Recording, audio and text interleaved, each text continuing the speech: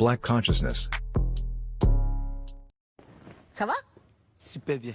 Mais là, t'es concentré là du coup. Non. Être porté au pinacle, vivre dans l'ivresse du succès, se sentir plus bas que terre. L'une de ces matinées de spleen résume plus que jamais la clarté de la complexité de ta vie sur Terre, Emmanuel. Ta trajectoire a été bruyamment jalonnée de cette réalité qui nous rappelle à tous notre fragilité d'humain. Es-tu le seul responsable de ce qui a été cette partie passée de ta vie? Es-tu le seul architecte de ce que sera l'autre partie à venir de ta vie? L'incompréhensible a-t-elle complètement bouleversé ta compréhension de la vie? Aujourd'hui, es-tu un autre homme? Emmanuel Eboué, voici ton confessionnal. Énormément de choses ont été dites, soutenues ou pas d'ailleurs par toi-même concernant ta situation financière après ton divorce. Oui ou non, Emmanuel Eboué, es-tu complètement ruiné? Non. Non. Non. D'où viennent toutes ces rumeurs alors? Du fait que tu aies perdu tous tes biens, toutes tes maisons? Vous savez, les gens en parlent. Les gens ils racontent ce qu'ils veulent. Moi, je n'ai jamais dit que j'ai été ruiné. Jamais, jamais. Oui, effectivement, ils ont donné tous les biens que j'ai en Europe à la mère de mes enfants. D'accord. Ils m'ont tout donné.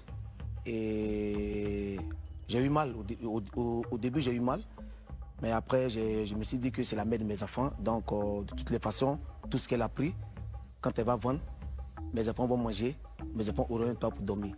Donc, comme je vous l'ai dit, je ne suis pas ruiné. Donc, tout est bien en Europe, mais pas tout est bien dans leur intégralité. Oui. Ok. Quelle est ta part de responsabilité dans tout ce qui s'est passé, Emmanuel? Bon, d'abord, moi je dis toujours aux gens que c'est la mère de mes enfants. Donc je lui ai tout confié. C'est elle qui gérait côté finance, qui gérait tout. Et je ne pouvais pas penser qu'elle pouvait du jour au lendemain partir avec tous les sous que j'avais mis de côté pour qu'on puisse faire notre futur avec ça. Est-ce qu'avec le recul, Emmanuel, tu regrettes vraiment aujourd'hui ce choix que tu as pu faire, justement de faire totalement, entièrement confiance en quelqu'un? Non, je ne regrette pas. Parce que moi, je parle de moi personnellement. Quand tu maries une femme, quand tu fais des enfants avec une femme, tu lui fais confiance et tu ne penses pas le pire. Le plus important, c'est de faire ta vie avec elle. Je parle de moi. Il y a d'autres personnes, ils ont les manières de fonctionner avec les femmes. Moi, je parle de moi. Moi, quand je suis avec une femme, je me consacre, je suis à fond parce que je veux faire ma vie avec elle. Et comme j'ai dit, je ne pensais pas qu'un jour, parce que le divorce, c'est pas moi qui ai demandé le divorce. C'est elle, mais pourquoi? Du jour au lendemain, comme ça, sur un coup de tête? Comme j'ai dit, pour être honnête, elle était montée par certaines personnes que je connais bien, que j'ai pas envie de... Des gens proches de toi? Oui. Elle était montée, donc voilà, il y a des noms que j'ai pas envie de dire. Mais aujourd'hui, pour être honnête avec vous, aujourd'hui, elle regrette d'avoir écouté ces personnes. Elle veut revenir? Ben, je suis déjà marié. Est-ce que tu penses, au regard de tout ce que tu as vécu, que la vie, à un moment donné, t'a sanctionné pour les mauvais choix que tu as faits?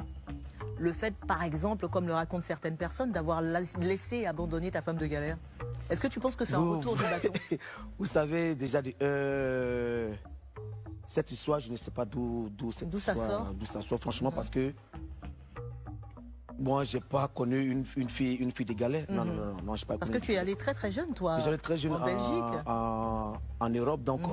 Déjà à l'académie, vous étiez bien traité. Fille de galère, je sais pas d'où ça quitte. Et j'étais chez moi à la maison et on m'appelle pour me dire, mais ta go de galère, mais ta fille de galère, c'est avec elle que tu es aujourd'hui. Il dit, mais non. Je sais pas de quoi vous parlez. Je sais pas de quoi vous parlez.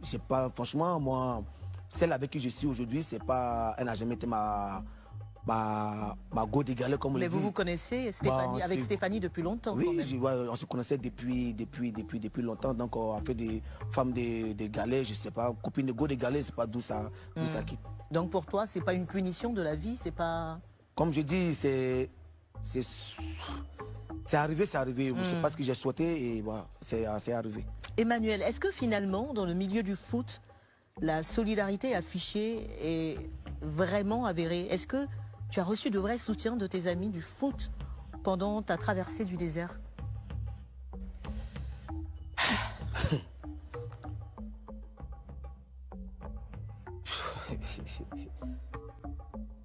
Oui ou non? Non, j'ai pas reçu de soutien, aucun soutien de mes amis. Quand j'ai traversé ces moments difficiles, moi je suis quelqu'un d'honnête. J'ai été abandonné par mes amis. J'ai pas reçu de coup de fil de mes amis. C'était seulement Romari Kendri et Baki Kone. C'était les deux qui m'appelaient. Et quels sont tes rapports aujourd'hui avec tes anciens amis? Moi, comme j'ai dit, moi, je n'ai jamais eu de problème avec un tel joueur. Tu peux même demander à n'importe qui, ils te diront. Moi, j'ai toujours été ouvert, j'ai toujours été gentil envers eux. Et franchement, pour être honnête avec toi, avec vous plutôt, ça m'a beaucoup fait mal que mes amis m'aient abandonné sur ce plan. Mais aujourd'hui, nous sommes ensemble. C'est la vie? Ouais, c'est la vie. Qu'est-ce que tu réponds aux gens qui disent que tu n'as pas soutenu la candidature de Didier Drogba à la FIFA? Et ces mêmes personnes disent que pendant les moments difficiles que tu as vécu, il était quand même assez présent. Moi, je soutiens le football ivoirien. Didier Drogba, c'est un collègue, c'est un frère. Au fait, les gens ils veulent créer des histoires entre Didier et nous. Nous, Didier, c'est nos camarades. Didier, on se voit, on s'appelle, Didier, on rigole ensemble. Sauf que tu ne le soutiens pas pour la FIFA. Ça dépend de chacun est libre de choisir celui qui veut. Mais cela ne veut pas dire que Didier, on ne l'aime pas. Non, Didier, nous aimons Didier.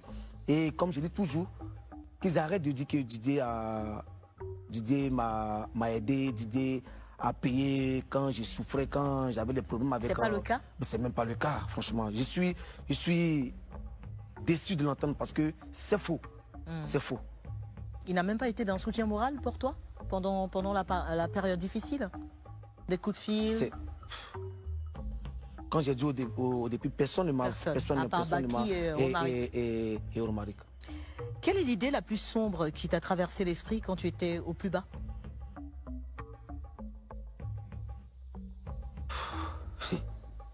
D'abord, je ne pensais pas au suicide, non, d'abord. Tu n'as pas pensé au suicide? Jamais. Non, ok, jamais, ok. Pour être honnête, j'étais atteint. J'étais vraiment atteint parce que, comme j'ai dit, j'avais juste besoin de soutien moral de mes coéquipiers pour pouvoir oublier tout. Parce que mes amis me connaissent très bien, ils savent que Ebou, c'est quelqu'un qui aime rigoler, qui aime la joie. Et quand je suis atteint, si je n'ai pas de collège, si je n'ai pas d'amis auprès de moi, tout devient noir. Tout devient noir. Mais comme j'ai dit, c'est la vie. La vie. Emmanuel Eboué, vrai ou faux, un pasteur du Ghana a participé à ta chute? Non, c'est... non, franchement, tu sais, je rends toujours gloire à Dieu. Parce que Dieu, il est bon. Il y a des histoires, tu es assis chez toi à la maison, qui sortent de nulle part, tu ne sais absolument pas. Donc tu ne fréquentais pas de pasteur ghanéen? Quand tu vas à l'église, tu payes ta dîme, ou bien tu es à l'église, tu payes ton offrande, et puis après tu sors chez toi à la maison. C'est ce que je faisais, mais je ne comprends pas pourquoi cette histoire, franchement, c'est pas donné. On dit il t'a retourné le cerveau et tout ça, non? Moi, enfant de nouveau quartier. Quand tu souris à la vie aujourd'hui, Emmanuel Eboué, comment tu t'imagines dans 2 ou 3 ans? Je sais que le bon Dieu est en train d'opérer un miracle. Encore un autre miracle dans ma vie parce que aujourd'hui, je me sens heureux. J'ai des personnes autour de moi qui m'encouragent, qui me soutiennent, qui sont avec moi, quand j'ai faim, je les appelle, ils me donnent à manger. Quand je bois, je les appelle, ils me donnent à boire. Et aujourd'hui, je pense que le bon Dieu est en train d'opérer un miracle dans ce projet qu'ils sont en train d'entreprendre dans mon pays.